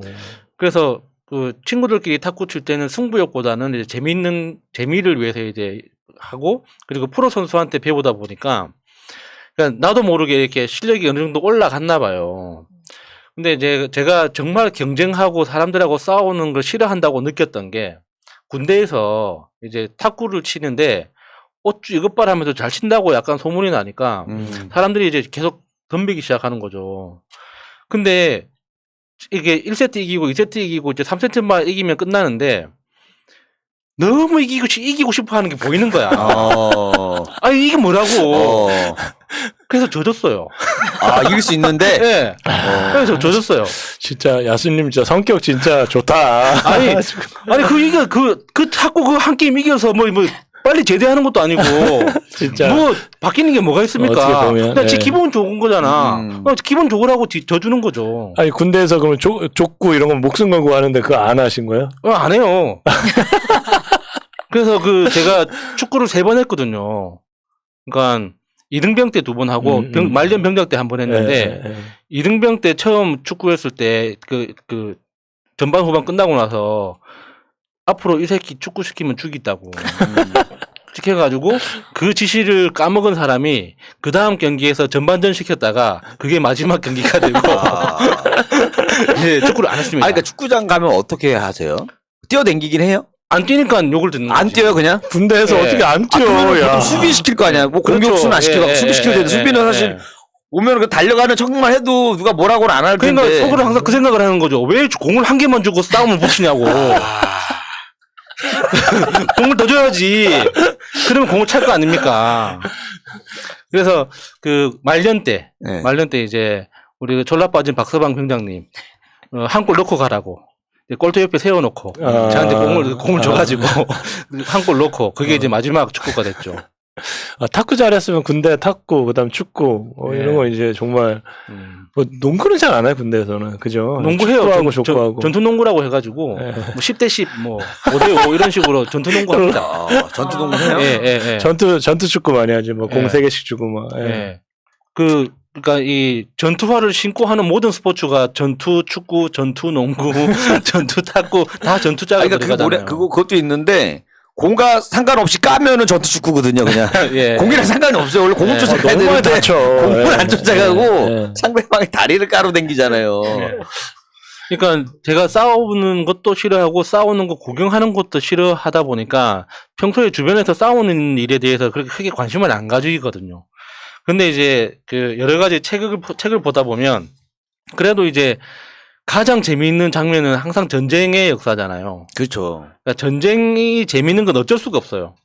그러니까 거기에는 그 시대에 인간이 가지고 있는 모든 걸 다 쏟아붓거든요. 뭐 기술부터 지혜까지 모든 인간이 가지고 있는 보이는 것과 보이지 않는 모든 걸 다 쏟아부으니까 뭔가 좀 드라마틱한 게 나오긴 해요. 이제 거기서 이제 최근에 우리나라가 누리호 맞아요? 맞아요. 네, 누리호, 위성. 누리호 위성 발사 성공을 했는데 그게 1톤 이상 탑재물을 올려가지고 그러니까 우주로 쏘아 올린 걸 자체 기술로 성공한 게 우리나라가 전 세계에서 7번째 나라라고 하더라고요. 엄청난 거거든요. 왜냐면은 예전에 러시아 기술 빌려가지고 올려 보낸 거 있잖아요. 거기도 아리호? 뭐 그런 거 있었던 것 같아요. 외국 기술을 했었어요. 맞아요. 핵심 기술은 외국 거. 이소연 박사 이렇게 우주인으로 보내고 한 거기에서 그러니까 러시아가 기술 공유를 안 해가지고 뭐 우리나라 기술 과학자들이 가서 뭐 엄청 뭐 사진 찍어오고 엄청 힘들게 배워왔다고 하잖아요. 근데 그게 러시아가 기술 공유를 하기 싫어서가 아니라 국제법적으로 금지돼 있답니다. 로켓 기술을 다른 나라에 제공하는 것 자체가 완전 금지가 돼 있대요. 그래서 로켓 기술을 가져오기 위해서는 우리나라가 했던 것처럼 눈동양, 귀동냥, 어깨 너머로 보고 배워서 그대로 그냥 머릿속에 담아와서 우리나라에 와가지고 풀어서 다시 한번 만들어보고 하는 걸 반복하는 수밖에 없대요. 완전히 로켓 관련된 모든 기술에 대해서는 그렇게 국제법으로 금지가 돼 있기 때문에. 그래서 우리나라가 이렇게 이제 이 문재인 대통령 집권하고 나서 1년인가 있다가 그 미사일 그 제한이 해제됐잖아요. 이게 해제되고 나서 2, 3년 만에 이런 식으로 만들어내는 나라는 대한민국이 처음이래요. 이게 다른 나라에서 도와주지도 않았는데. 그래서 저는 그거에 대해서 굉장히 좀 감명을 받았는데, 그러다 보니까 이제 이게 우리나라는 그 갑자기 이렇게 그 로켓 기술이 생긴 게 아닐 거 아닙니까? 그 이전의 기술도 있었고, 뭐 조선 시대에는 그 화약통에다가 이렇게 신기전 뭐 이런 거 그런 것도 있었을 테고, 신기전 그런 것도 있었을 테고, 또 그 이전으로 가면은 화살 같은 거 있었을 테고, 또 그 이전으로 가면 또 돌도끼 같은 거 있었을 거 아닙니까? 근데 이제 우리나라가 좀 재밌는 게 로켓 올라가는 거에 관심을 가져야 되는데 집값 올라가는 거하고 주가 올라가는 거하고 코인 올라가는 것만 보다 보니까 로켓 올라가는 거 별로 관심이 없어요. 아유, 뭐든 올라가면 좋은 거죠. 저거 올라가든 말든 나랑 상관이 없어. 내 주가만 올라가면 돼. 뭐 이런 거잖아 분위기가. 그래도 그 누리호 발사 현장 중계를 보니까 거기에 그 구경하러 간 시민들 엄청 많더라고요. 그런 거 보면 우리나라 사람들 참 대단해요. 코인뿐만 아니라 이제 로켓에 대해서도 관심 가진 사람들은 분명히 있는데 이제 워낙 그 코인에 대한 이게 돈이 큰 돈이 왔다 갔다 하다 보니까 그렇게 관심이 있겠죠. 근데 저는 이제 전쟁의 역사를 보면서 그 뭐 10만 대군끼리 붙었다. 송나라 50만 대군하고 무슨 나라 100만 대군하고 붙어가지고 누가 물리치고 이런 이야기를 하잖아요. 근데 그게 진짜일까? 궁금하지 않습니까? 그러니까 알렉산더 대왕이 몇만 대군을 이끌고 인도까지 쳐들어갔다가 돌아갔다. 그리고 어떤 나라 페르시아 군대를 만났는데 페르시아 군이 100만 대군이 모여가지고 10만 대군하고 했는데 10만 그 군이 이겼다. 이런 이야기 있잖아요. 그래서 약간 좀 크로스 체크를 해야 된다고. 그러니까 지금 저도 이제 역사 그 관심 있어서 많이 보다 보면 그런 데는 거예요. 결국 승자가 쓰잖아요. 그리고 자기 나라 위주로 쓴다는 거예요. 그래서 자기 나라가 가서 졌어. 예를 들어 졌어. 그러면 야 여기 저기 조선군 숫자 좀 늘려라. 뭔지 알죠? 야 5천 명한테 지면 쪽팔리잖아. 야 5만으로 늘려. 알겠습니다. 이런 게 많대요. 그것도 신빙성이 있네. 이런 것도 있대요. 그래서 야 우리는 뭐야? 야 왕이 좀 대단해 보기. 너 줄여. 무슨 10만이야 줄여. 10,000명 갖고 했다고 해. 10,000명. 알겠습니다. 이런 게 좀 있대. 그래서 여러 가지로 크로스 체크를 좀 해야 되고, 그다음 우리나라 같은 경우도 이제 고구려의 역사를 이제 신라가 통일하면서 많이 좀 이렇게 축소시킨 것도 많대요. 그래서 이제 그 양만춘 장군도 양만춘인지 어쩐지 이름도 정확하지가 않대요 그러더라고요. 그것도 전에 내려오기만 하지 딱 그분이다 그 이름이다라고 확신할 수는 없다고 하더라고. 그러니까 책에 쓰여져 있는 건 상대 나라가 50만이 나왔고 우리나라는 30만이 나왔고 이런 식으로 이제 하니까 그 10,000명이라는 숫자 단위가 너무 좀 현실감이 떨어지잖아요. 그렇죠. 우리가 그 촛불 집회 나가 보면 10,000명만 와도 정말 어마무시한 사람인데 그게 10만 명, 50만 명이 모이면 한 끼 밥을 먹는다 생각해 보십시오.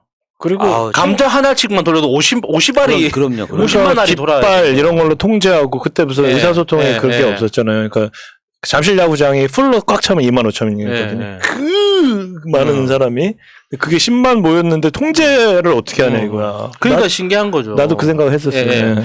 근데 이게 책에서만 나오는 거는 그런가 보다 머릿속에서 상상하고 지나가지만 영화를 보면 영화는 눈으로 보여줘야 되잖아요. 그러니까 실제로 이제 엄청나게 많은 구름대 같은 사람들이 양쪽에 모여 있는 거. 특히나 이제 중국 그 영화에서는 그런 거 재현을 많이 하잖아요. 삼국지 이런 거 찍으면서. 그리고 그 트로이? 트로이라는 트로이 영화 같은 걸 보면 그게 이제 제가 알기로는 고증이 참 잘 된 영화 중에 하나라고 들었거든요. 그러니까 스토리는 약간 뻥이 있지만 그 시대의 그 전쟁 장면에 대해서 그 중에서 이제 그 적하고 대치를 하는데 방패로 이제 그 어떤 그 딱정벌레 같은 모양을 만들고 그 방패 사이로 이제 창을 이렇게 쭉 빼가지고 이게 고슴도치처럼 만든 다음에 그렇게 접근해가지고 서로를 이렇게 찔러 죽이는 장면이 나오잖아요. 그러니까 그게 고대의 이렇게 원래 어떤 초보적인 전투 기술이라고 하더라고요. 그러니까 그건 이제 싸움의 결론이 잘 안 나잖아요. 딱 이렇게 적기 대처했는데 그러니까 서로 딱정몰래를 하고 있어. 서로 고슴도치 만들고 이렇게 딱 버티면 다 굶어 죽어. 그렇지. 결국 굶어 죽어. 네. 이겼다 우리가 이겼다. 그래서 그 결론이 잘 안 나니까 실제로 그 자주 썼던 방법이 그 1대1 겨루기를 했대요. 대빵끼리. 예. 야, 완타치를 꽈. 예. 라바. 1대1로 겨루기를 해가지고 이기면 그래 너 이겼어 하는 경우가 많았다고 하더라고요. 내가 그 졸병으로 생각했을 때 네. 그게 편한 것 같아요. 애 밑에 있나 제 밑에 있나 별 차이도 없어. 안 그래요? 애도 밥 한 끼 주고 쟤도 밥 한 끼 주는데 누가 이기는 상관없는데. 맞아. 진짜 왕들끼리 싸워서 그냥 아무나 1등 해놔. 아무 데 가서 밥만 먹으면 되니까 하면 되는데. 우리 부모님만 오래 현명하네. 살고 우리 가족만. 현명하네 걔네들. 근데 이제 그게 그런 전통이 깨지기 시작한 게 그 카이사르 있잖아요. 로마의 카이사르. 로마의 카이사르가 등장하면서 처음으로 전술이라는 개념이 등장했다는 거예요. 그러니까 기마부대를 만들어 가지고 그러니까 앞에서 그 돌격대가 그 자기 목숨을 버려가면서 그 틈을 벌리고 나면 양쪽에서 이제 기마부대가 들어와 가지고 이제 학살을 하는 방식으로 변했던 그렇게 이제 전술을 짠 게 카이사르가 그 원조라고 하더라고요. 그때부터 이제 그러니까 그 카이사르 이전에는 무기라고 하면 다 창이었거든요. 긴 창. 그리고 이제 그 지휘관들이 처형을 위해서 가지고 다니는 긴 칼. 요게 이제 대부분 무기의 형태였는데 카이사르의 그 전술이 그 접목되면서 칼이 짧아졌다는 거예요. 그러니까 이게 그 근접전에서 이렇게 휘두를 수 있게 근접전에서 너무 긴 칼을 쓰면 그치. 옆 동료를 칠 수가 있잖아요. 잘라. 그렇잖아요. 야수님 말고는 웬만하면 동료는 잘 안 될 것 같은데. 그래서 이게 그 활동 범위를 제한시키기 위해서 칼 길이를 작게 한 게 그 글라디우스라고 합니다. 그러니까 글라디우스를 쓰는 사람은 글래디에이터라고 하는 거죠. 그래서 그 영화 글래디에이터가 그러니까 그 글라디우스라는 그 칼 이름이 직업이 된 거라고 하더라고요. 그 검투사. 네. 칼 쓰는 사람. 그래서 이런 이야기들이 저는 훨씬 더 재밌더라고. 그러니까 재밌어요. 그 역사 얘기 들어보면은 이제 그게 어렸을 때는 들을 때 그냥 와 싸웠대만 관심을 갖거든요. 근데 나는 이제 그런 데서 이제 예를 들어서 막 원균이 뭐 이순신을 못해도 저는 해낼 수가 있습니다. 이걸 할 때 한 인간의 그런 면도 봐요. 요거를 이용해서 자기는 어떻게든지 여기서 좀 올라가 보려고 나는 못한다고 하지만 저는 할 수 있습니다. 그래서 좀 점수 좀 따보려고 하는 어떤 그 인간의 욕심에다가 뭐 이런 것들도 이제 좀 어른이 되니까 보이는 거예요. 예전에는 왜 저랬지? 하고 끝났거든요. 근데 이제 출세에 욕심이 들어갔구나. 뭐 이런 게 좀 적용이 되면서 그냥 어떤 사람이 뭐 실수를 했을 때도 그걸 조금 이제 이해를 해보려고 해요. 이제 저 사람이 왜 저랬는지에 대해서도 그리고 왜 패했는지에 대해서도 그때는 몰랐는데 지나고 나서는 이래서 졌구나 이런 거 알 때마다 좀 재미가 있더라고요. 예, 조금 좀 옆으로 새는 이야기이긴 하지만 이순신 같은 경우에는 그 당시에도 이제 학벌 이게 제일 크게 문제가 됐던 거죠. 그러니까 이순신은 무학이라고 하기에는 좀 너무 심한 표현이지만 문과 출신이고 그러니까 그 문과 출신들이 보기에는 완전 학력이 없는 무지랭이. 그런가요? 그럼 차라리 예체능으로 해주지 그냥 예체능으로. 그러니까 예체능이면 대부분 이제 그 술 다루고 이제 악기 다루고 이제 이런 거였잖아요. 왜냐면 그 글도 잘 쓰시니까. 무인 중에서 그렇게 글 잘 쓰는 사람도 별로 없잖아요. 그러니까 서울대도 나오지 않은 게 기자하고 있다. 그래서 꼴 보기 싫어. 뭐 이런 말처럼. 예전에 그런 정치인들이 있었잖아요. 만약에 학력마저 만약에 받쳐줬으면 그 당시에 더 좋은 위치에서 또 나라를 지켰다. 그것도 가능성이 있는 얘기네. 그 당시로 봤을 때는. 그래서 그런 문화가 아직까지 우리나라에 있다는 게 좀 웃기긴 하죠. 근데 지금도 있잖아요. 그런 문화가. 예를 들어서 뭐 어디 뭐 검사 판사 이때 보면 무슨 뭐 서울대 나와야 되고 또 어디 뭐 경기고등학교 나와야 되고 뭐 그쪽 라인들이 있잖아요. 파벌들이 있잖아요. 검사 판사뿐만 그 공무원 조직뿐만 아니라 사기업에도 다 있죠. 특히 대기업으로 갈수록 어떤 기업은 서울대 라인이 아니면은 임원이 못 돼. 어떤 기업은 부산대 라인이어야지만 임원까지 갈 수 있다. 뭐 어느 학교는 어느 대학이래. 어느 기업은 연세대 라인을 타야만 한다. 뭐 이런 게 사기업들에도 있죠. 그래서 저 야구도 요즘에 외국인 감독 많이 쓰고, 그러니까 이거에 대한 변곡점을 찍은 게 히딩크잖아요. 맞아. 정말 뭐 몰라 난. 네가 어디 학교를 나온지도 관심도 없고 그냥 무조건 실력으로만 할 거야. 그러면서 이제 이게 그거에 많은 그 반향을 좀 일으켰어요. 그래서 뭐 이게 많은 그 기업이건 무슨 마케팅이건 운동이건 다 적용이 되는데 이상하게 정치하고 그 법 쪽에만 이런 게 안 되는 것 같아요. 네, 기업 쪽에서도 정말 심각한 게 큰 판은 항상 학연이에요. 그럴 수도 있겠다. 네, 이게 이 작은 그 조모래기들끼리는 뭔가 공정한 게임인 것 같은데 뭔가 그 금액 단위가 커져 가져가나요? 결국에는 또 학연이 개입하더라고. 내가 예전에 내가 저기 CEO 과정 들을 때 어떤 변호사분이 CEO 과정 갑자기 김건희 생각난다. 내가 30대 때 내가 CEO 과정 한 3-4개 들었잖아요. 근데 이제 변호사분이 딱 저기 앞에 누가 이제 뭐 그 CEO 과정 하면 테이블 호텔에서 한단 말이야 연말에 앉아 있잖아요. 그러면 잘 나가는 기업인들 막 회장하고 막 이런단 말이에요. 보면은 그래서 딱 보면서 야 성골 진골들 다 앞에 앉아 있는 거 뭐 이렇게 매개 하는 거야. 그래서 왜 이런 얘기를 하지? 그 당시 너 항상 되게 희망적으로 눈을 바라보고 세상을 뭐든지 노력하면 다 얻을 수 있다라고 생각할 때였는데 그 변호사분이 역시 성골로 태어나야 돼. 막 이런 얘기를 계속 하는 거예요. 근데 지금은 그분 얘기가 다 맞구나. 잘못했습니다. 그때는 내가 몰랐습니다. 기업에 있으면서 공직에 있으면서 우리가 이제 그걸 처음 느끼는 게 이제 군대잖아요. 군대에서 쓱 알잖아요. 뭐 소령에서 중령 못 가서 옷 벗는 사람, 뭐 별 못 따라서 옷 벗는 사람. 제가 집사람이 약간 진급이 늦거든요. 엄청 스트레스를 받아하는 거예요. 그래서 아니 뭐 공무 나부랭이고 그냥 하면 되지 그랬더니 그게 아닌가 봐요. 그 세계에서는.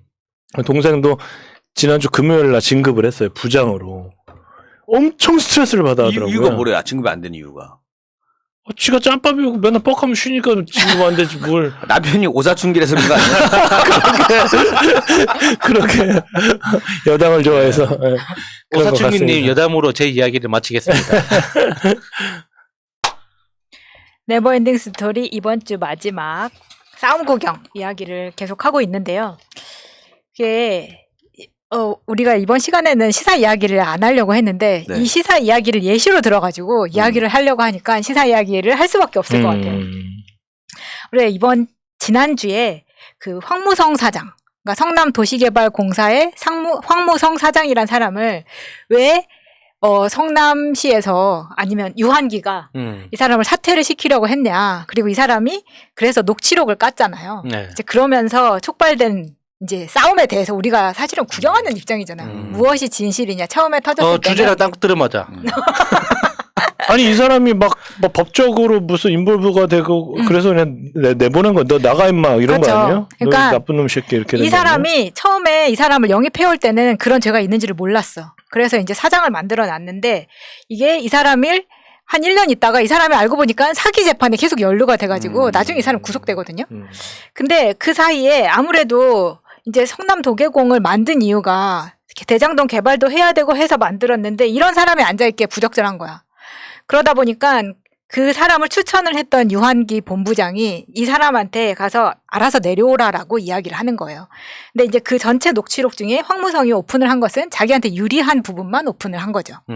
그러다 보니까 사실 유한기 본부장 입장에서는 이게 윗선에서 봤을 때, 그러니까 다른 사람들이 봤을 때는 회사 전체에 자기가 이 사람을 추천을 해가지고 내가 너무 이 피해를 주고 있는 거 아닌가라는 생각을 할 수밖에 없잖아. 그러니까 빨리 마무리를 짓고 싶었던 마음이었을 거라고 봐요. 근데 누구나 그럴 것 같아. 내가 추천한 사람이 그랬으면.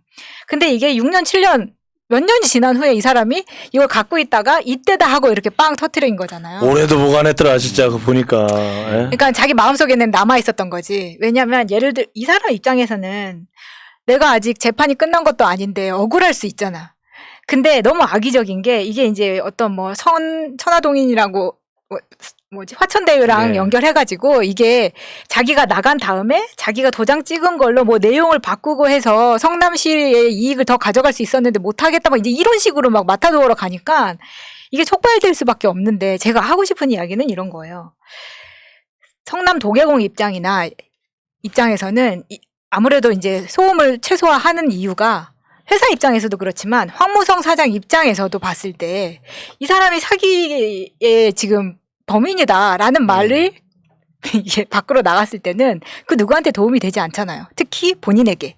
그래서 이거를 감싸주기 위해서 마무리하고 바꾸려고 하는데 이제 당시에는 이 사람이 그렇게 해서 물러났지만 지금에 와서 이렇게 터트리는 것은 물론 옆에서 이렇게 쏙 욕한 사람들도 있겠죠. 야, 그런 거 있으면 풀어라고 한 사람도 있었겠지만 결과적으로는 당시에 이 사람은 보호받은 거예요. 왜냐하면 지금까지 그게 공개가 그렇죠. 되지 않았었던 거니까.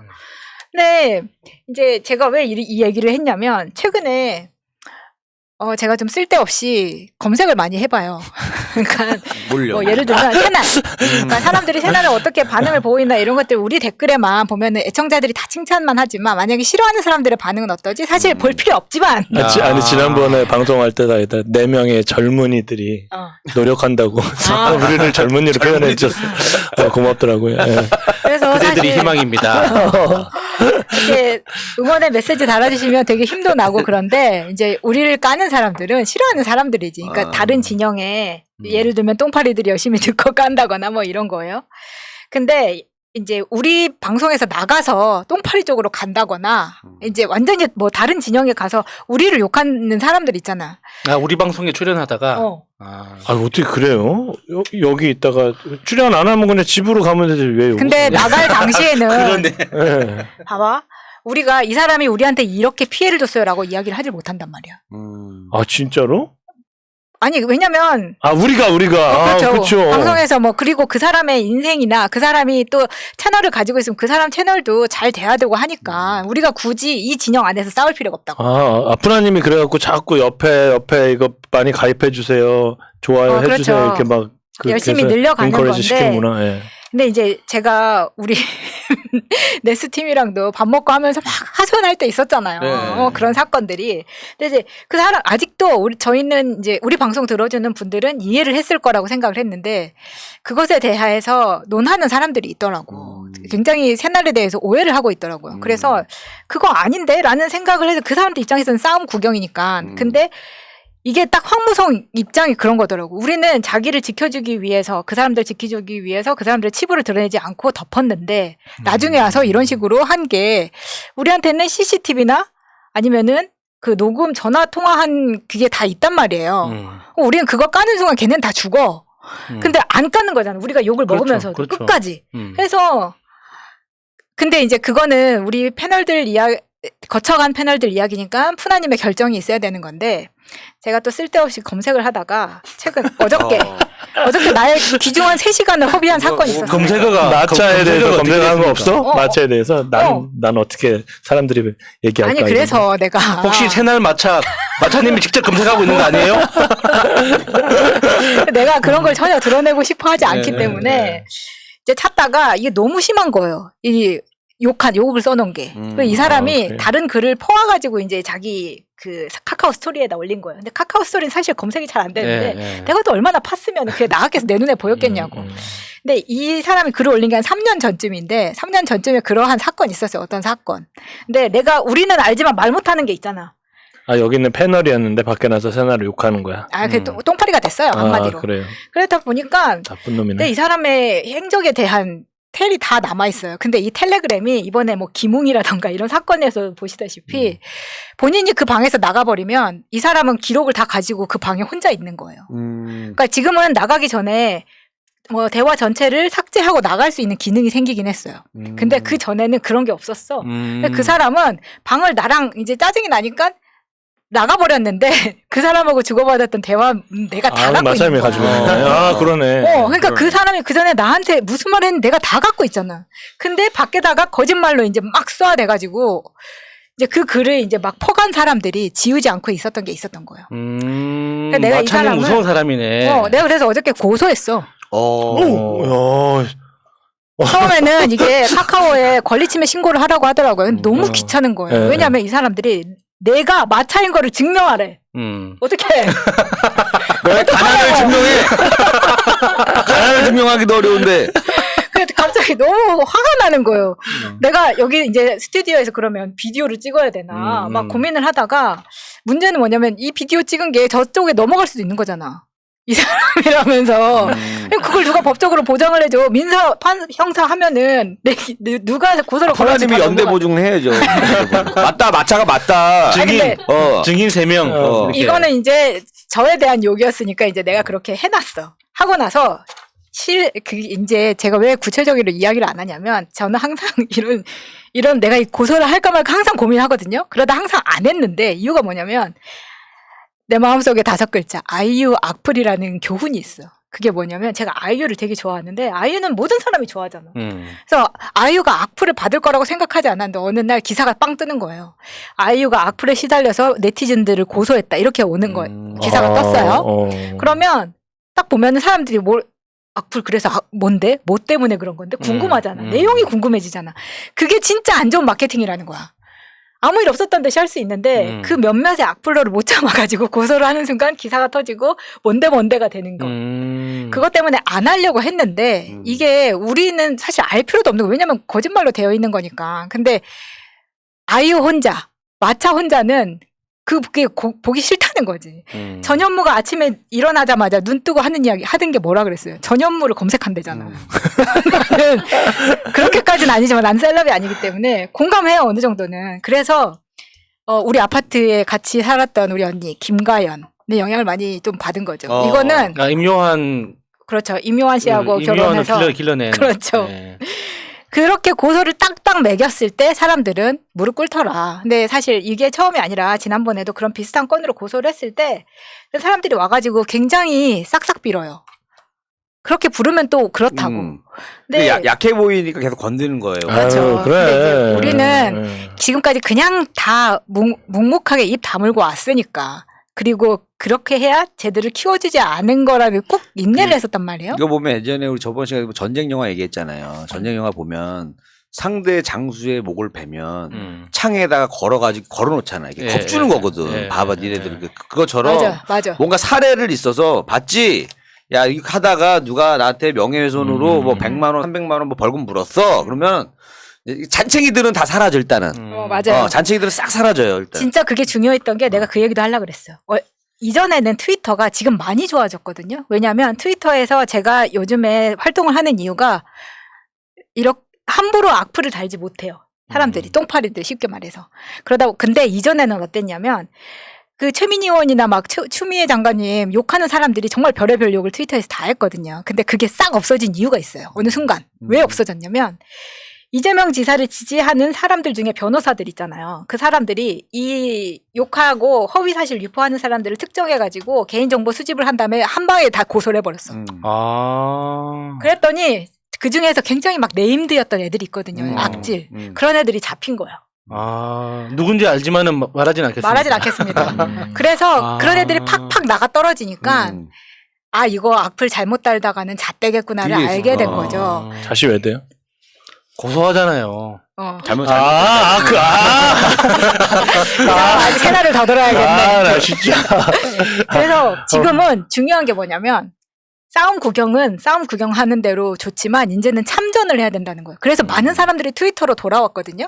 근데 이전에 이제 이게 너무 심하다 보니까 많은 사람들이 그 전에 트위터를 많이 떠난 거예요. 그래서 예를 들면 지금 트위터에 새날 계정이 있거든요.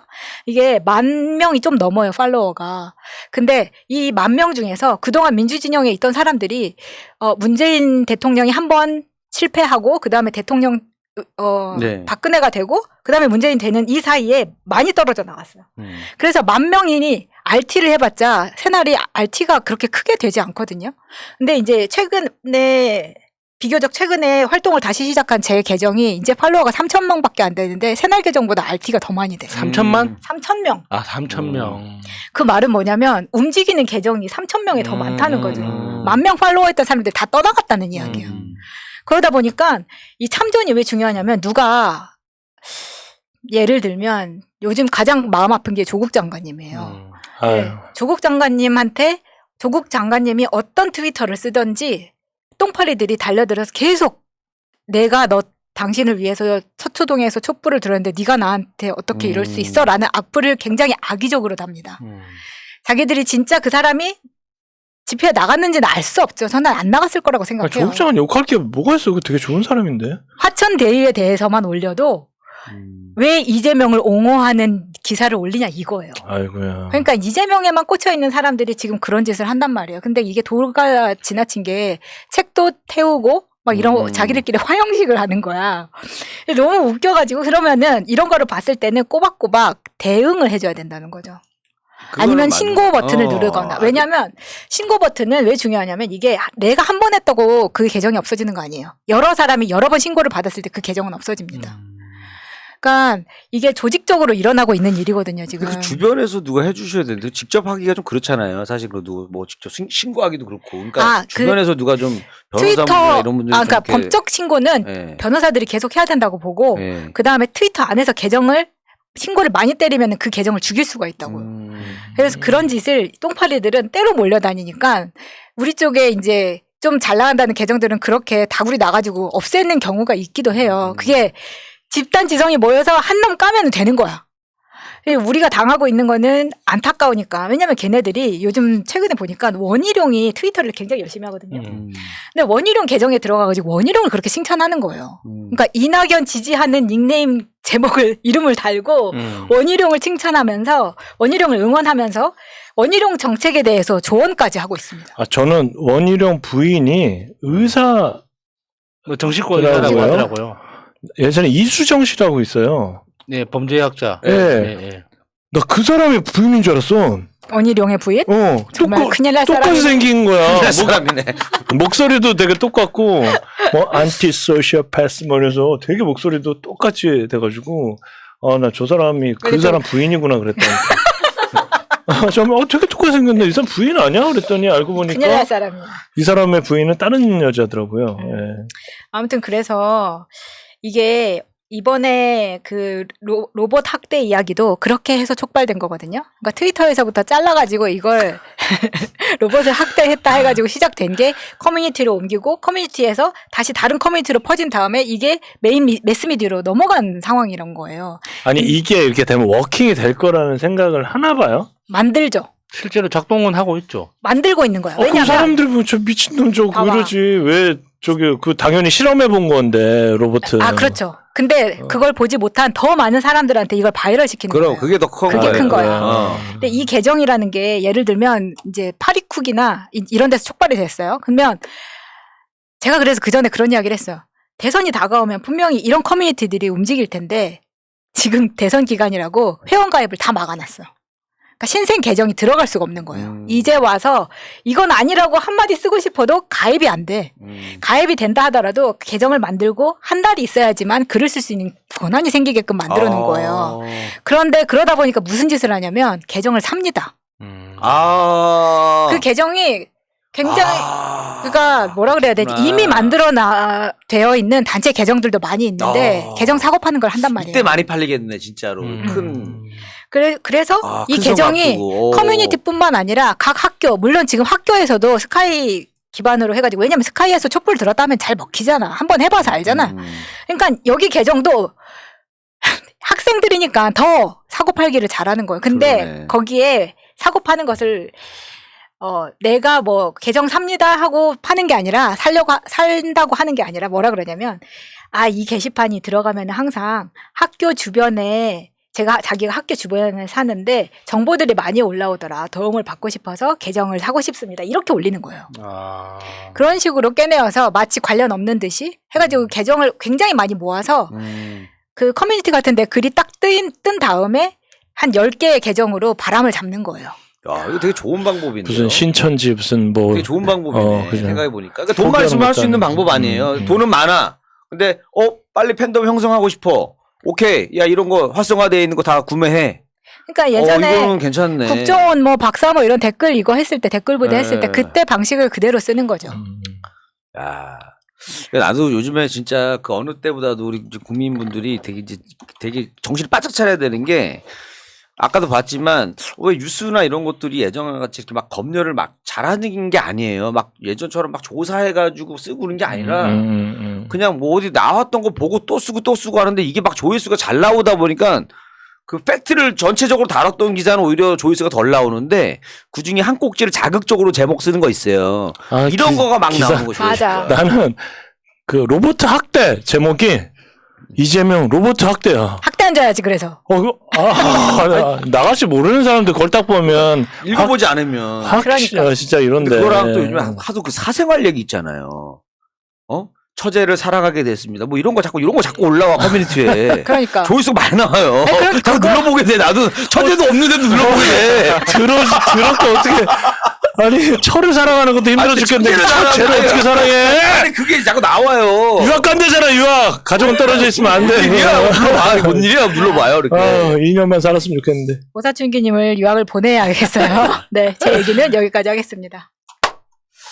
자, 오늘 네버엔딩 스토리 216회 오늘의 주제는 싸움 구경이었습니다. 정말 정말 그 어느 때보다 정말 큰 싸움이 이제 기다리고 있는데 여러분들 요런 때일수록 한번 더 이렇게 좀 그러니까 뭐 만나갖고 누굴 좀 대화를 하려면 내가 좀 뭘 알아야지 좀 대화하기가 그나마 낫더라고요. 그래서 여러분들 좀 새날 방송 많이 들어주시고 구독과 좋아요 계속해서 여러분들 많이 또 도와주셔야 우리 내년에 우리 또 큰 선거 앞두고 우리 새날에도 힘을 더 낼 수가 있으니까 여러분들 많이 혹시 아직도 구독 안 하고 듣는 분 계시다면 구독도 해주시고 또 좋아요를 눌러주셔야 이게 노출이 많이 되니까 여러분들 꼭 눌러주시기 바라겠습니다.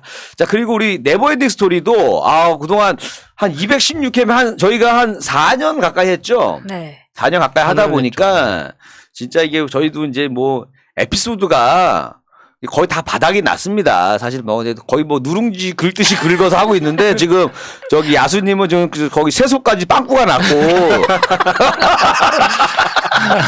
더 무슨 연필 깎기로 누구 때릴 사람도 없고 지금 한계가 다 부딪히고 나는 800회 정도 더 남았어. 그러니까 야수님은 아직 총알이 많이 남아 있는데 그 남은 멤버들이 지금 4년 정도 하면서 이제 조금 좀 재충전을 좀 할 수 있는 시간을 좀 갖고 차라리 그냥 아예 깔끔하게 우리 이제 선거 끝나고 또 새롭게 그때쯤 되면 또 새날도 또 전체적으로 이런저런 좀 개편이 좀 있을 수도 있으니까 그때 이제 다시 또 새롭게 다시 또 부활하면 어떨까 해서 당분간 좀 쉴 것 같아요. 제가 그 사이에 연필 깎기로 또 누구 하나 때리고 에피소드 만들어 오세요.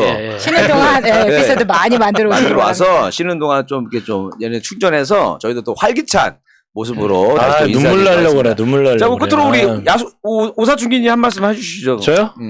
I'll be back. 이거밖에 없습니다. 저하고 술 한잔 하고 싶으신 분은 010-2560-36땡땡으로 연락주세요. 감사합니다. 왜 안 돼? 내 전화번호 가르쳐주면?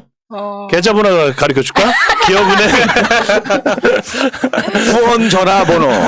아니 저희는 계속 방송에서는 볼 수 있는데 김일리 씨랑 이제 오사춘기님 조금 쉬셨다가 보셔야 되니까요. 근데 그 사이사이에 또 좋은 방송 있으면 만나실 수 있게 하겠습니다. 그러네. 두 분 어차피 또 우리 야수님하고 마차님은 아마 더 열심히 좀 방송에 더 아마 더 매진하실 것 같고 저도 이제 조금 이제 좀 쉬면서 또 살도 좀 빼고 좀 산뜻한 모습으로 다시 한번 토익 점수 900점 넘어서 영어 써가면서 이렇게 좀 진행하도록 하겠습니다. 오브 콜스. 예. See you next time. 하여튼 저희는 네버엔딩 스토리 말 제목처럼 아직 끝이 없습니다, 여러분들. 잠깐 쉴 뿐 끝은 없다는 거 기억해 주시고 지금까지 사랑해 주신 여러분들 대단히 감사합니다. 지금까지 네버엔딩 스토리였습니다. 고맙습니다. 감사합니다. 네버엔딩 스토리 시즌 2로 이제 다시 만나요. 216회면 54주 곱하기 4년 딱 4년 했네요. 딱 4년이야? 어서 가자 바이러스보다 먼저 그러니 내일보다 먼저 가자 우리들의 희망을 형제이게 하자 설령 그것이 내일이라 해도 현재로 저들을 물리치자 바이러스에게는 마스크가 없다 어서 가자 바이러스보다 먼저 바이러스에게는 마스크가 없다 어서 가자 바이러스보다 먼저